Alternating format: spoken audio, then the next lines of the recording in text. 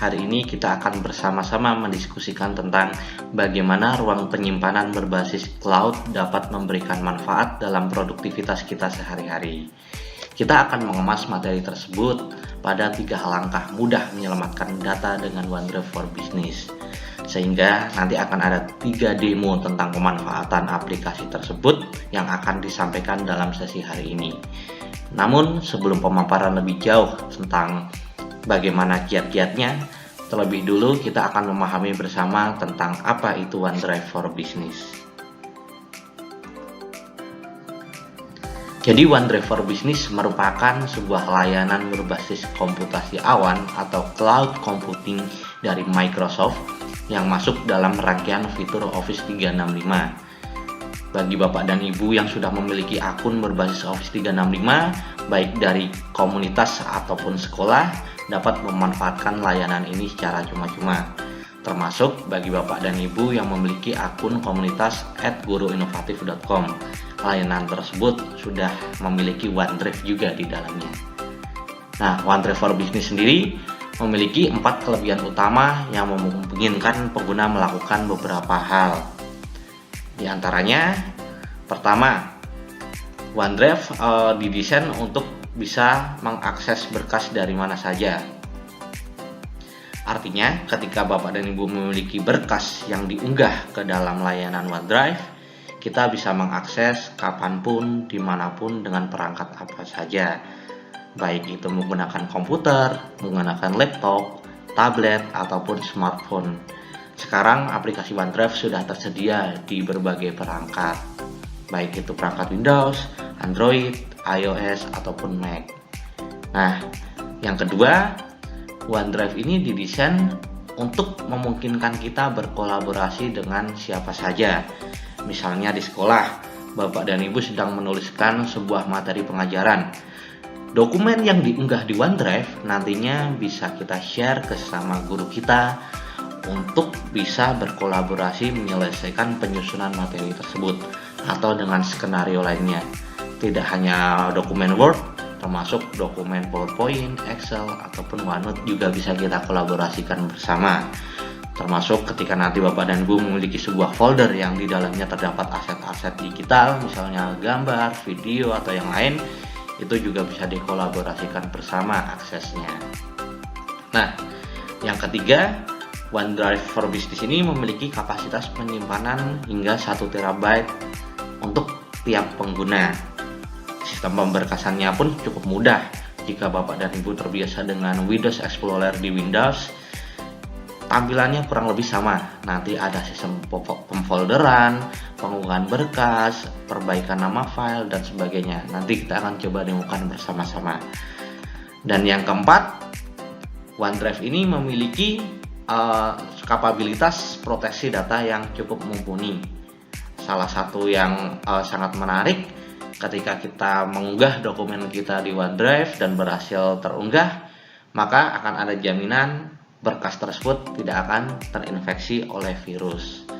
Selain itu, ketika nanti kita gunakan OneDrive untuk berbagi, kita di dalamnya juga ada fitur keamanan yang memungkinkan kita untuk mengatur bagaimana privilege seseorang di dalam berkas tersebut.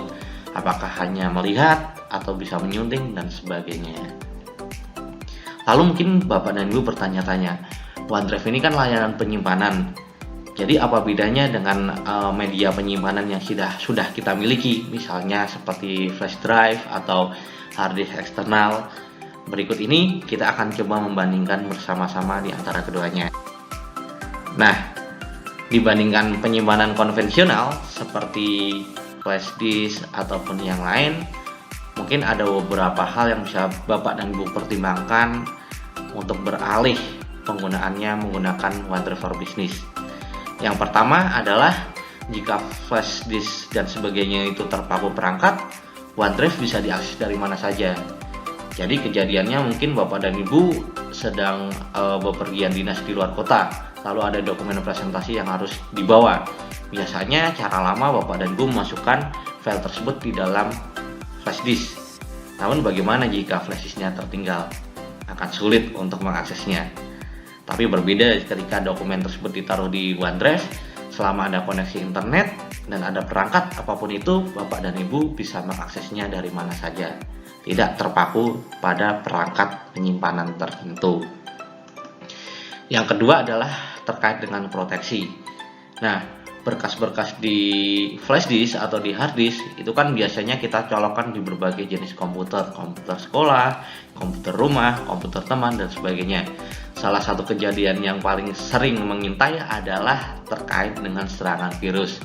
Kadang dokumen yang sudah terserang virus ada yang menjadi tersembunyi atau bahkan rusak.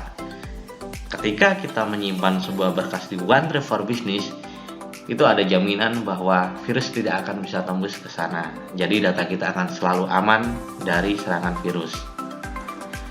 Yang ketiga adalah mekanisme berbagi.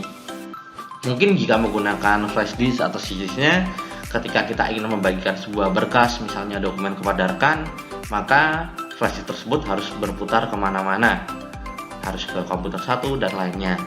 Selain beresiko terkena virus, sulit juga sebenarnya untuk berbagi, karena hanya bisa satu ke satu atau lalu satu dibagi ke perangkat banyak. Namun ketika kita menggunakan OneDrive for Business, kita hanya cukup membagikan tautan atau memasukkan alamat email rekan kita tersebut melalui OneDrive. Maka mereka akan diberikan sebuah akses untuk mengakses dokumen ataupun folder yang ada di OneDrive kita tersebut. Dan aksesnya pun bisa kita atur, apakah itu akses hanya membaca atau bisa menyunting juga. Yang keempat adalah history. Bayangkan jika Bapak dan Ibu membagikan sebuah berkas dokumen kepada orang lain melalui flash disk. Ketika rekan lain mengedit dokumen lalu menyimpannya, maka dokumen yang ada di flash disk Bapak dan Ibu itu adalah versi terakhir yang diedit rekan Bapak dan Ibu tersebut. Bayangkan jika dokumen tersebut yang disunting ternyata salah, lalu Bapak dan Ibu ingin mengembalikan ke versi sebelumnya, maka akan sulit biasanya, harus menulis ulang, kecuali di komputer ada backupnya. Namun lain dengan OneDrive for Business, karena setiap perubahan dokumen akan dicatat dalam sebuah history versi. Jadi contohnya misalnya saya sekarang memiliki dokumen versi 1, lalu saya bagikan ke rekan saya untuk diedit, maka nanti akan di versi 2, lalu dibagikan lagi misalnya ke atasannya untuk diperiksa, lalu diedit, maka akan jadi versi ketiga. Dan ternyata saya menginginkan versi awalnya, maka saya bisa menggunakan fitur ini untuk mengembalikan berkas tersebut ke versi awal dari dokumen tanpa menghilangkan versi yang sudah diedit oleh rekan-rekan saya tersebut. Nah, yang kelima, jika flash disk itu distribusinya hanya offline, OneDrive for Business bisa digunakan secara online ataupun offline.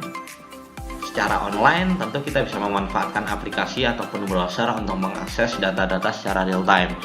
Nah, secara offline, kita dapat melakukan sinkronisasi berkas-berkas yang ada di cloud atau di internet dengan yang ada di perangkat kita. Jadi tidak melulu dengan OneDrive ini kita harus selalu online untuk bekerja, karena OneDrive bisa melakukan mekanisme offline online. Lalu bagaimana nanti sinkronisasi datanya? OneDrive sudah sangat pintar.